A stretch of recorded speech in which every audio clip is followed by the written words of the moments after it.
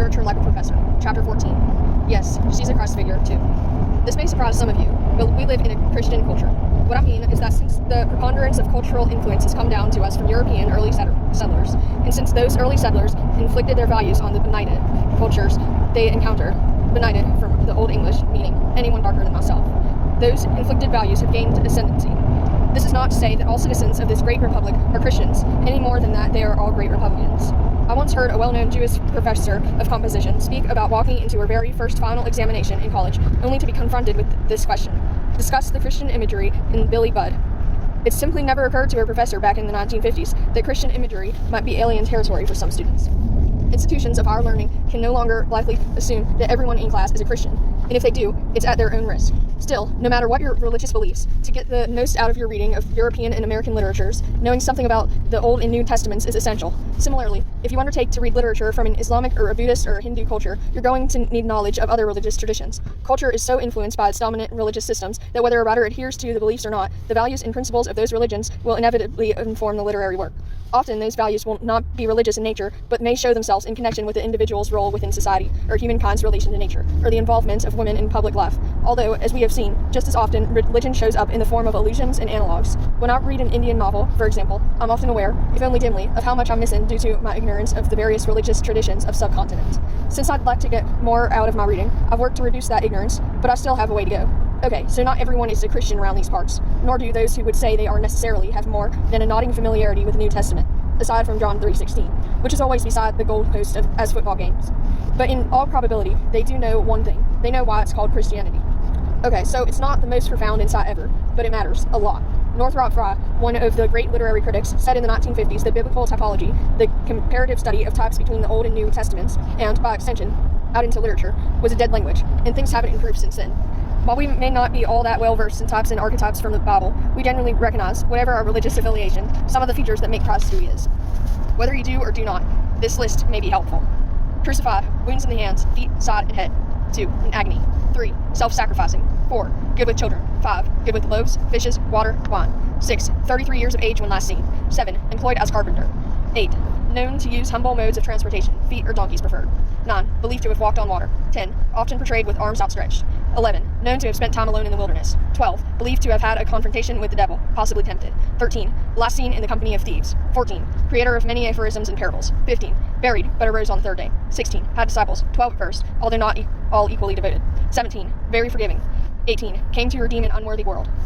You may not subscribe to this list, you may find it too glib, but if you want to read like a literature professor, you need to put aside your belief system, at least for the period during which you read, so you can see what the writer is trying to say.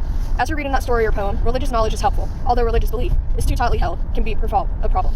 We want to be able to identify features in stories and see how they are being used. In other words, we want to be analytical.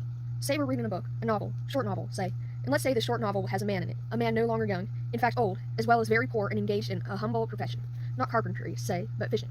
Jesus had some dealings with fishermen too, and is often connected symbolically with fish, so that's a point of similarity. And the old fisherman hasn't had much good luck for a long time, so no one believes in him. In general, there's lots of doubt and non-belief in our story. But one young boy believes in him, sadly, though, the boy isn't allowed to accompany the fisherman anymore, because everyone, the boy's parents included, think the old man is bad luck. There's a second point of similarity.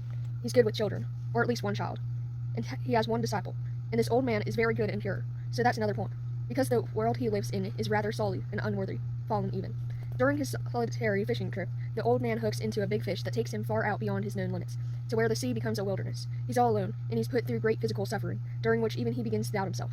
His hands are ripped up by the struggle. He thinks he's broken something in his side, but he bucks himself up with aphorisms like, a man is not made for defeat, a man can be destroyed but not defeated, inspiring things like that. Somehow he can endure this whole episode, which lasts 3 days and which finally makes it seem to those on land that he's dead.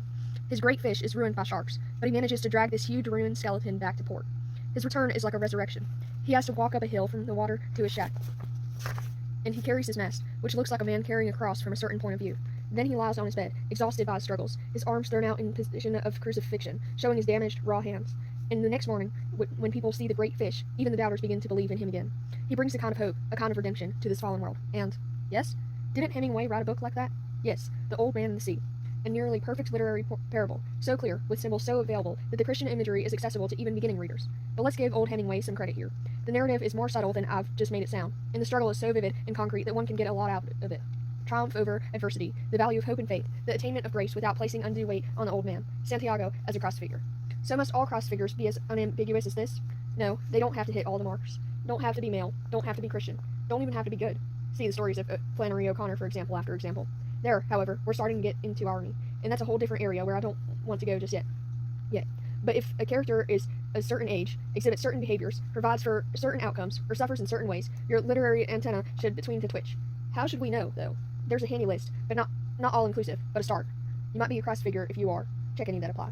33 years old, unmarried, preferably celibate, wounded or marked in the hands, feet, or side, crown of thorns, extra credit. Sacrificing yourself in some way for others, your life is best, and your sacrifice doesn't have to be willing. In some sort of wilderness, tempted there, accosted by the devil. Oh, you get the point. Consult previous list. Are there things you don't have to do? Certainly. Consider Santiago again. Wait, you say, shouldn't he be 33? And the answer is, sometimes that's good, but a Christ figure doesn't need to resemble Christ in every way. Otherwise, he wouldn't be a Christ figure. He'd be, well, Christ. The literal elements, changing water into wine, unless in some clumsy way, such as pouring out someone's water and filling his glass with wine, stretching loaves and fishes to feed 5,000, preaching, although some new, suffering actual crucifixion, literally following in his footsteps, aren't really required. It's the symbolic level we're interested in. Which brings us to another issue we've touched upon in other chapters. Fiction and poetry and drama are not necessarily playgrounds for the overly literal. Many times I'll point out that a character is Christ-like because he does X and Y, and you might come back with, but Christ did A and Z, and his X wasn't like that. And besides, this literal character listens to AC/DC. Okay, so the heavy metal sound isn't in the hymnal, and his character would be very hard-pressed to take over Savior duty.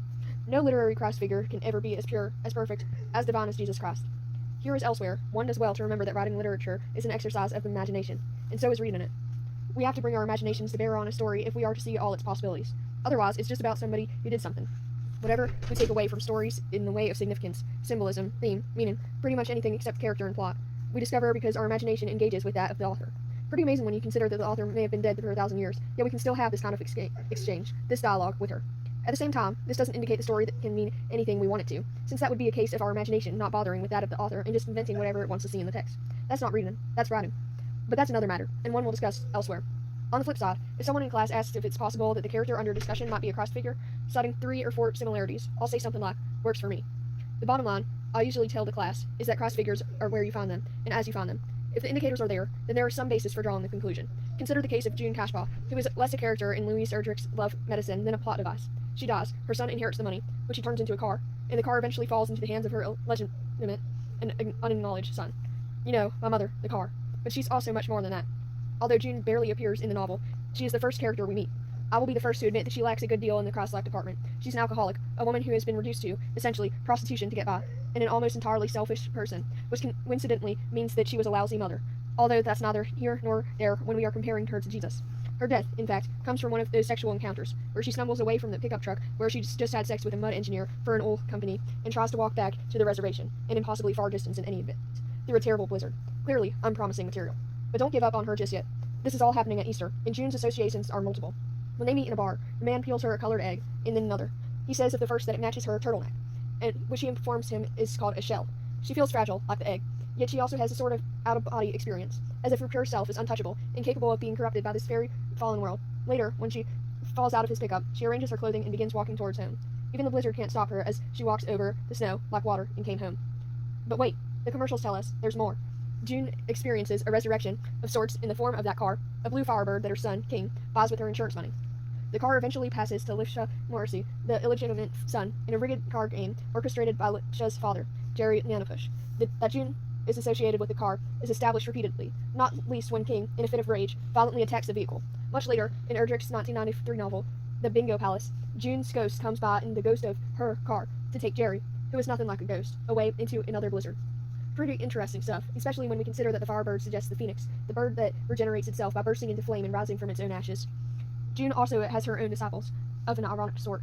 At the family gathering a few months after her death, several of the women gossip about her, telling her story in a sort of mythic fashion. She is by no means a figure of veneration to them, yet they cannot stop talking about her, and Lisha, naive and longing for connection, turns her, along with Jerry, into figures to be nearly worshipped. Blind to all her faults, he even declares that her abandoning him to be raised by his grandmother, Cashpaw, was an act of compassion, given how badly the acknowledged son turned out. June becomes not merely a tragic figure, one who ruined herself, and, from the perspective of her Cashpaw in-laws, her husband, although Gordy Cashpaw seems perfectly capable of self-destruction with outside agency, but a figure of myth, whose story organizes and informs the lives of those she leaves behind. Most significantly, the Gospel of June ultimately saves Lipshaw and gives him a sense of belonging. So, Christ figure? She won't work for anyone, and indeed readers of a more religious bent may find the suggestion offensive. I would remind doubters, however, that her death comes in a chapter titled The World's Greatest Fisherman, which counts for something. She's about the best we can hope for in an ironic age. Christ figures can suggest many things, not all of which are remotely Christ-like. As it is often the case, its effects we're after, not details, when we look for these parallels. Why, you might ask, are these Christ figures? As with most other cases we've looked at where the work engages some prior text, the short answer is that probably the writer wants to make a certain point. Perhaps the parallel deepens our sense of the character's sacrifice if we see it as somehow similar to the greatest sacrifice we know of. Maybe it has to do with redemption, or hope, or miracle. Or maybe it is all being treated ironically, to make the character look smaller rather than greater. But count on it, the writer is up to something. How do we know what he's up to? That's another job for imagination.